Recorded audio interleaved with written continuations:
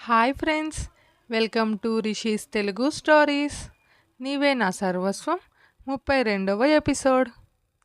అజయ్ సీరియస్గా ఫోన్ మాట్లాడడం చూసిన గౌతమ్ బయటకు వచ్చి ఏమైంది అని అడిగాడు. నేహ మీద ఫోకస్ పెట్టాను గౌతమ్. ఇంతకుముందు అదెవరికో ఫోన్ చేసి ఇన్ఫామ్ చేసిందంట. అందులో మీనింగ్ ఏంటంటే అతను అమ్ముని ఇష్టపడుతున్నట్టున్నాడురా. అందుకే ఇది ఫోన్ చేసి వాడికి మా గురించి చెప్పి ఎలాగైనా విడదీయాలని ప్లాన్ వేస్తున్నారు అని అజయ్ అనడంతో, అందుకని ఆ మ్యాటర్ గురించి ఇంతలా ఆలోచిస్తున్నావా అని గౌతమ్ అడిగితే, అందుకు కాదు, అతను ఎవరా అని ఆలోచిస్తున్నా. అమ్ము కోసం నేహా వరకు వెళ్ళాడంటే మనం కూడా తెలిసే ఉంటుంది వాడికి అని అజయ్ అనడంతో, అంటే మనందరికీ కామన్గా తెలిసినవాడు అయ్యుంటాడు అని గౌతమ్ ఆలోచించాడు. ఎక్కువ ఆలోచించకురా, ఎలాగైనా రేపటికి తెలిసిపోతుంది. మనం ఇప్పుడు లోపలికి వెళ్ళలేదనుకో వాళ్ళకి లేనిపోని డౌట్లు. పద అంటూ ఇద్దరూ లోపలికి వెళ్ళారు. ఇంతసేపు ఇద్దరు బయట ఏం చేస్తున్నారురా అని రవలి అడిగితే, జస్ట్ ఫోన్ వస్తే మాట్లాడుతున్నా అంతేమా అంటూ, వీళ్ళు ఇంకా రాలేదా అని అజయ్ అడిగాడు.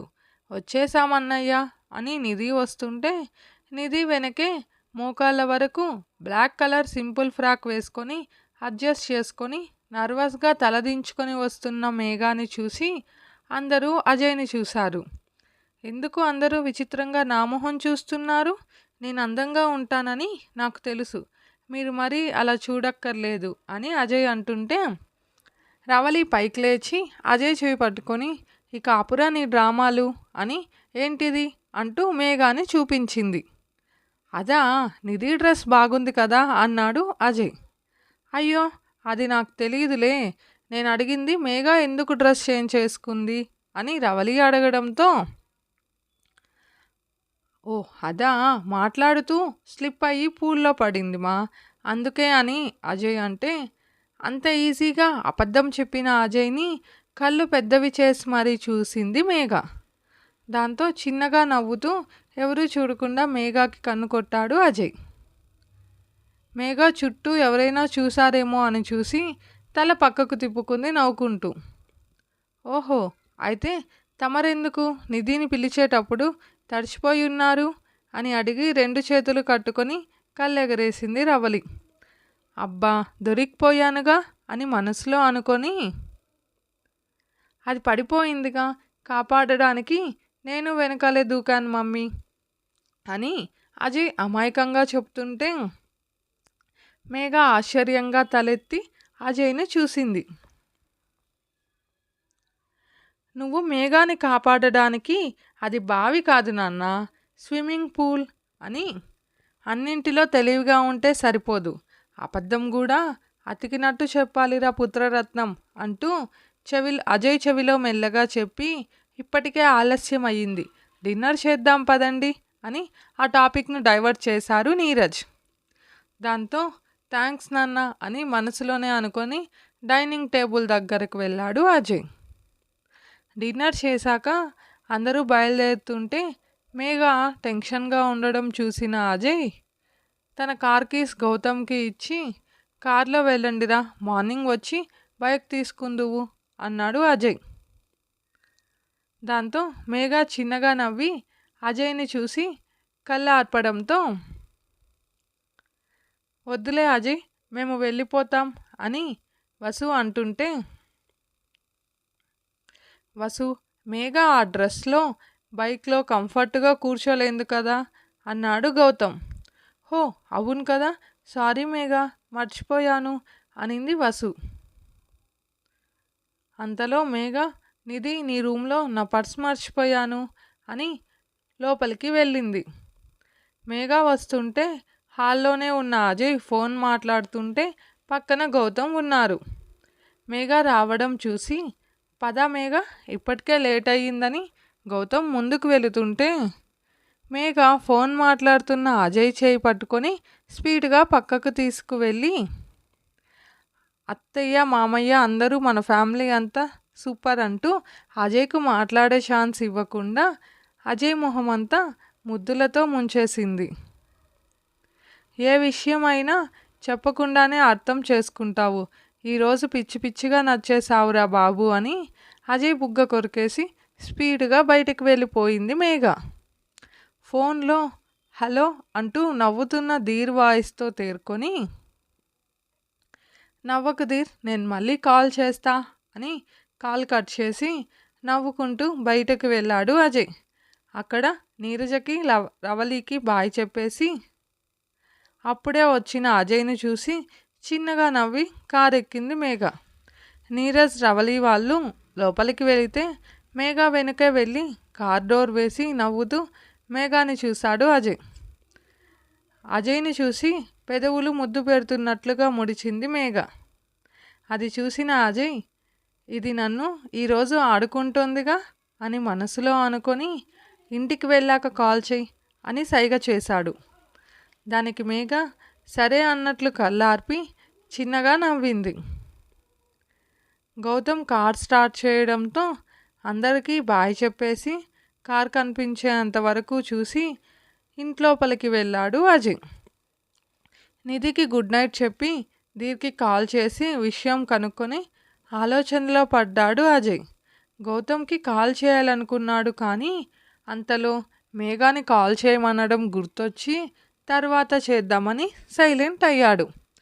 అన్నట్టుగానే అరగంటలో మేఘ దగ్గర నుంచి కాల్ రావడంతో కాసేపు తన ఆలోచనలు పక్కన పెట్టి ఫోన్ లిఫ్ట్ చేశాడు అజయ్. హలో అన్న అజయ్ గొంతు విని ఏమైంది అని అడిగింది మేఘ. ఏమయ్యిందేంటే పిచ్చి మొహమా అని అజయ్ అంటే, అజయ్ నీ మాటలు సరదాకి ఉన్నా నీ గొంతులో ఉన్న బాధ నాకు తెలుస్తాంది జయ్ అని మేఘ అనగానే అజయ్ కళ్ళు మూసుకొని మెల్లగా నవ్వుతూ, రాక్షసి కనిపెట్టేస్తుంది, అందుకే కదే నువ్వంటే నాకు పిచ్చి అని మనసులోనే అనుకొని హలో జయ్ అంటున్న మేఘా పిలుపుకి తేరుకుంటూ హా అన్నాడు అజయ్ పలుకుతూ. ఏంటి జయ్, నేను మాట్లాడుతుంటే సైలెంట్గా ఉన్నావు, ఏం ఆలోచిస్తున్నావు అని అడిగింది మేఘ. మేఘాని డైవర్ట్ చేయడానికి ఏం లేదే, ఈరోజు మిస్ అయ్యిందిగా, ఇంకెప్పుడు కుదురుతుందా అని ఆలోచిస్తున్నా అన్నాడు అజయ్. ఏం మిస్ అయ్యింది, ఏం కుదరాలి జయ్ అనింది మేఘ. అదేనే మన ఫస్ట్ నైట్ అంటూ అజయ్ చిన్నగా చెప్పడంతో మేఘ సిగ్గుపడుతూ, ఏంటి ఎప్పుడూ అదే పనేనా నీకు రౌడీ అనింది మేఘ. దాంతో లేకపోతే నా పాటికి నేనుంటే మొహమంతా ముద్దులు పెట్టి కొరికేసింది ఎవరే, అది చాలదన్నట్టు కార్లో ముద్దు పెడుతున్నట్టు ఫోజ్ ఒకటి, నాతో బాగా ఆడుకుంటున్నావు కదే రాక్షసి అని అజయ్ తిడుతుంటే మేఘ పెదవిని పంటి కింద కొరుక్కుంటూ నవ్వుతుంటే, ఏంటే నవ్వుతున్నావు అంటూ ఉడుక్కున్నాడు అజయ్. ఏం లేదు కానీ నిద్ర వస్తోంది బాయ్ అని మేఘ అనడంతో, నీ చేష్టలతో నాకు నిద్ర లేకుండా చేసి నువ్వు మాత్రం హాయిగా నిద్రపో అని అజయ్ అన్నాడు. నవ్వుతూ గుడ్ నైట్ అని మేఘ ఫోన్ పెట్టేస్తుంటే, ఫోన్ పెట్టావంటే చేస్తావు నా చేతిలో అన్నాడు అజయ్. నిజంగా నిద్ర వస్తుంది జై నాకు అని మేఘ అంటుంటే, అవునా సరే అయితే ఒక ముద్దు పెట్టేసి హ్యాపీగా నిద్రపో అన్నాడు అజయ్. ఆ మాట విని కోపంగా మాట్లాడుతూ, ఇంతసేపే కదా అన్ని ముద్దులు పెట్టి నీకు నిద్ర లేకుండా చేస్తున్నాను అని అన్నావు అనింది మేఘ అరుస్తూ. ఆ మాటలు విని అజయ్ బుగ్గలు కొరుక్కుంటూ నవ్వుతుంటే అజయ్ ఎందుకు నవ్వుతున్నాడో అప్పుడు అర్థమై తనని తనే తిట్టుకుంటూ సిగ్గుపడింది మేఘ. దాంతో మేఘ సిచ్యువేషన్ అర్థం చేసుకున్న అజయ్, ఏంటమ్ము బుగ్గల్లో మందారాలు పూసాయా అంటుంటే ఆ మాటతో మేఘ ఆశ్చర్యంగా చుట్టూ చూసింది. చుట్టూ వెతక్కు, నేను రాలేదులే అక్కడికి అన్నాడు అజయ్. మరి నీకెలా తెలుస్తున్నాయి ఇవన్నీ అని మేఘ అడిగిన ప్రశ్నకు, ఎందుకంటే జై మనసు ఎప్పుడూ అమ్ము దగ్గరే ఉంటుంది కాబట్టి అన్నాడు అజయ్ ప్రేమగా చెబుతూ. దాంతో మేఘ కొన్ని క్షణాలు మౌనంగా ఉండి తర్వాత ఫోన్లో గట్టిగా ముద్దు పెట్టింది. అది విన్న అజయ్ కొన్ని సెకండ్ల పాటు కళ్ళు మూసుకొని చిన్నగా నవ్వుతూ గుడ్ నైట్ అమ్ము అన్నాడు. మేఘ నవ్వుతూ రిటర్న్ ఏం చెప్పకుండా ఫోన్ పెట్టేసి అజయ్ ఆలోచనలతో డ్రెస్ కూడా చేంజ్ చేసుకోకుండా అలానే నిద్రపోయింది. మేఘ ఫోన్ పెట్టేశాక 10 నిమిషాల తర్వాత మేఘ ఆలోచనలు వదిలి కరణ్ని తన రూమ్కి రమ్మని గౌతమ్కి ఆనంద్కి కాల్ కనెక్ట్ చేశాడు అజయ్. ముగ్గురికి ఒకేసారి ధీర్ చెప్పిన విషయం చెప్పడంతో అందరూ ఆశ్చర్యంగా ఒకేసారి కార్తిక్క అన్నారు. దాంతో అజయ్ అవును, వాడు మమ్మల్ని రోడ్పై చూశాడు. నేను గౌతమ్ చెల్లిగానే మేఘతో క్లోజ్గా ఉన్నాను అని పట్టించుకోలేదు.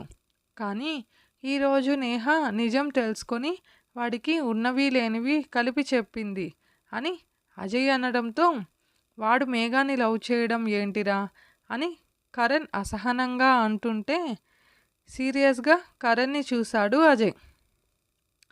అదే ఇష్టపడడం ఏంటిరా, మనకెందుకు ఇన్ని రోజులు చెప్పలేదు అంటూ నలుగురు డిస్కస్ చేశారు ఆ మ్యాటర్. రేపటి నుంచి మామూలుగానే రోజులాగే ఉండండి. కానీ మేఘా చుట్టుపక్కల గమనించండి, ఎందుకంటే ఆ నేహ గురించి మనకు తెలియంది ఏం కాదు కదా. దానికి కావాలనుకుంటే అది ఎంతకైనా తెగిస్తుంది. తెలిసిందే కదా దాని గురించి. సో కొంచెం జాగ్రత్త అంటున్నా.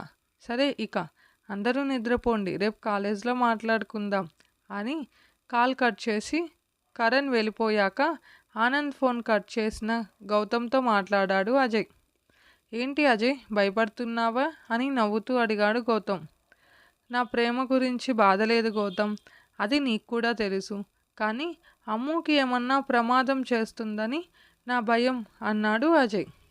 మనం జాగ్రత్తగా చూసుకుంటాము అని నాకు తెలుసు, కానీ ఒక టైం ఉన్నట్టు ఇంకో టైం ఉండదుగా, అందుకే ముందుగానే జాగ్రత్తగా ఉండాలనుకుంటున్నా అన్నాడు అజయ్. గౌతమ్ నవ్వుతూ తెలిసి కూడా అడిగాను అని అంటుంటే, తెలిసి కాదు, ఆ నేహ తన అవసరం కోసం ఎవరినైనా తన పక్కకు తిప్పుకుంటుంది. అందుకే కొంచెం దాని ఫ్రెండ్ పూజపై ఒక కన్నేసి ఉంచు అన్నాడు అజయ్. సరే అజయ్, నేను చుట్టూ గమనిస్తూ ఉంటాలే, ఎక్కువ ఆలోచించకు, నిద్రపో, గుడ్ నైట్ అన్నాడు గౌతమ్. గుడ్ నైట్ రా అని కాల్ పెట్టేసి తన ఆలోచనలతో ఎప్పటికో నిద్రపోయాడు అజయ్. ఉదయం అందరూ కాలేజ్కి వచ్చారు. అజయ్ వాళ్ళు తమ ప్లేస్లో కూర్చొని ఉంటే మేఘ అప్పుడే వస్తూ అజయ్ని చూసి చిన్న స్మైల్ ఇచ్చి అజయ్ వైపు వెళుతుంటే మేఘ ముందర ఒక అతను మోకాళ్ళపై కూర్చొని పింక్ కలర్ రోజ్ ఇస్తూ ఐ లవ్ యూ మేఘ అని ప్రపోజ్ చేశాడు. దాంతో మేఘ అతనిని షాక్గా చూస్తుంటే ఆనంద్ కరణ్ ఒకరి మొహాలు ఒకరు చూసుకొని అజయ్ని చూశారు. అప్పటికే అజయ్లో కోపం పీక్స్లో ఉన్నా అది బయట పెట్టకుండా సైలెంట్గా మేఘాన్ని చూస్తూ ఉండిపోయాడు అజయ్. ఇదే ఫ్రెండ్స్ ఈరోజుటి ఎపిసోడ్. మీకు స్టోరీ కనుక నచ్చితే లైక్ చేయండి ఫ్రెండ్స్, కామెంట్ కూడా చేయండి మీ ఒపీనియన్ని. ప్లీజ్ మన ఛానల్ని సబ్స్క్రైబ్ చేసుకొని నన్ను కొంచెం సపోర్ట్ చేయండి యార్. Thank you.